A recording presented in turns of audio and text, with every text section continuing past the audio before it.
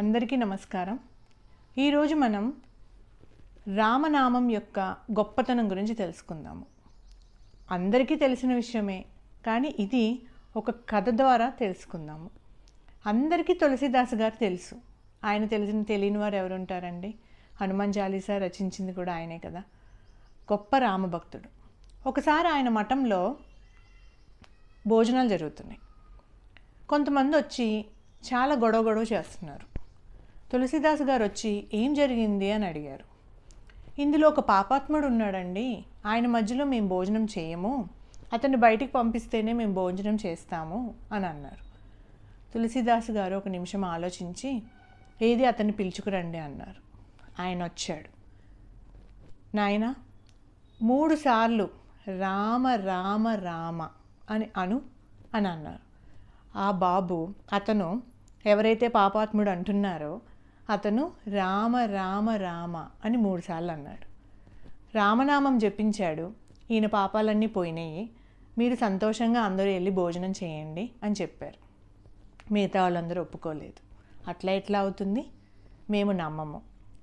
సరే, మేము ఎప్పుడునైతే నమ్ముతామంటే పక్కనే ఉన్న శివాలయం దగ్గరికి వెళ్ళి అక్కడ నందీశ్వరుడు ఉంటాడు కదా, ఆయన నందీశ్వరుడి దగ్గర ఈ పాపాత్ముడికి పెట్టిన విస్తరి నందీశ్వరుడికి ఇద్దాము. ఒకవేళ ఆయన గనక ఈయన పాపాత్ముడు కాదు అని ఆ నందీశ్వరుడు అది గనక తింటే, ఆరగిస్తే, అప్పుడు మేము ఒప్పుకుంటాము ఈయన పాపాలన్నీ పోయినాయి అని చెప్పారు. తులసీదాస్ గారు సరే మీరు ఎలా అంటే అలానే అని చెప్పారు. ఆ పాపాత్ముడు అని ఎవరైతే అంటున్నారో ఆయన విస్తరి తీసుకెళ్ళి నందీశ్వరుడి దగ్గరికి పెట్టారు. తులసీదాస్ గారు అన్నారు నందితో, నంది, ఇది రామనామం యొక్క విలువను పెంచే ఒక ఘటన. నువ్వు గనక ఈ రామనామ జపంతో ఈయన పాపాలన్నీ పోయాయి అని అనుకుంటే నువ్వు వచ్చి ఈ విందు ఆరగించి వెళ్ళు అని అన్నాడు. హుటాహుటిన నందికేశ్వరుడు వచ్చి, ఆ శిల రూపంలో ఉన్న నందికేశ్వరుడు వచ్చి ఆ విస్తరిలో ఉన్నదంతా ఆరగించి మళ్ళీ శిలలాగా అయిపోయాడు. అక్కడున్న వాళ్ళందరూ ఆశ్చర్యంతో మునిగిపోయారు. మేమందరము రామనామం జపం చేస్తున్నాం, కానీ మీకున్న నమ్మకం మాకు లేదు. కానీ ఈరోజు అందరికీ నమ్మకం కలిగింది, రామనామ జపం చేస్తే మనకున్న పాపాలన్నీ పోతాయి అని.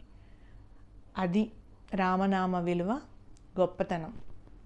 శ్రీరామ రామ రామేతి రమే రామే మనోరమే సహస్రనామ తత్తుల్యం రామనామ వరాననే. ఈ శ్లోకం 3 సార్లు చదివితే విష్ణు సహస్రనామం చదివినంత గొప్ప ఫలితమని అందరూ చెప్తారు. అందరికీ తెలిసిన విషయమే, విష్ణు సహస్రనామంలో కూడా ఉంది. కానీ మనకి గుర్తు రాదు. మనకున్న ఈ ప్రాపంచిక విషయాల్లో అది చదవాలనున్నా అది గుర్తురాని పరిస్థితి వచ్చింది. ఒక్కసారి తప్పకుండా మనం రామనామ జపాన్ని రోజుకి కాసేపైనా పఠిస్తే, మనం తెలిసి తెలియని ఏమన్నా పాపాలు ఏమన్నా చేస్తే ఆయనే మనల్ని క్షమిస్తాడు. శ్రీరామనామం.